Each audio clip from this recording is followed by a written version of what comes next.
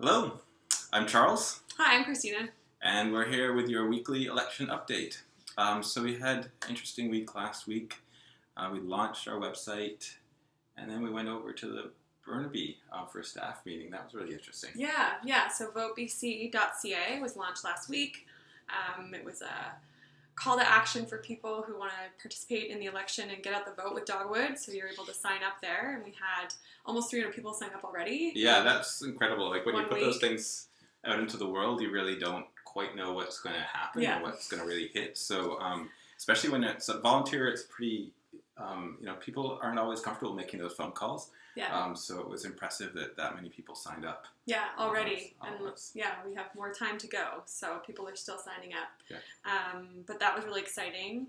And then, like you said, we headed over to Burnaby for a big staff meeting. Yeah. And that was, we've been there a couple of times before, but we took some time to really go around the pipeline route. And I was amazed how we went by a couple of elementary schools where the pipeline road literally goes almost through their playground. I know. There were kids playing. There were kids playing along the trail where we were walking with the Kinder Morgan pipeline signs. Yeah, those like yellow signs. Yeah. Right there. Yeah, it blew my mind. And underneath the community garden. Yeah, it really kind of brought it home exactly what we're working for. We went past the spill site from the Burnaby spill. We went to the tank farm. And, we think we're sort of protecting this. It's not a pristine environment. It's a place where people live. It's a place where children play, where they go to school. So it kind of really drove home how important this work is. Yeah. It gave a real face to what we're doing. Yeah. Sometimes we forget about the actual place and the neighborhoods and the people that are so affected. Yeah, so that was really incredible. But I'm really happy with those numbers in terms of the people that are signing up. Yeah. Now, so 300 some people. How many? Almost 300. So we were at 270 as of yesterday, and we have new people signing up all the time. Okay, and then we have this week.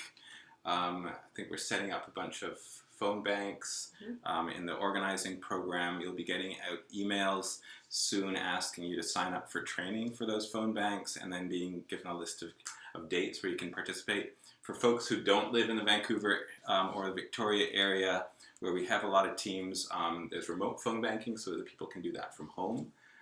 So I think that's really the big thing this week, is to get people signed up and making those phone calls as soon as possible. And remind people that we're not calling people to talk about issues or get into, heated conversations. This is really a get out the vote exercise. So we're just calling people.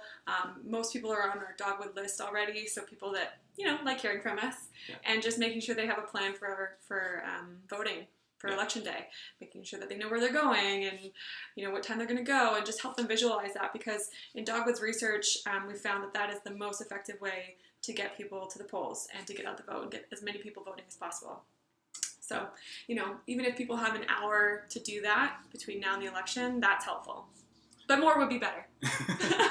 Yeah, so that's cool. And I've made a lot of those calls during the federal election, and they're actually quite pleasant to make because you're talking to people who are actually happy to hear from you.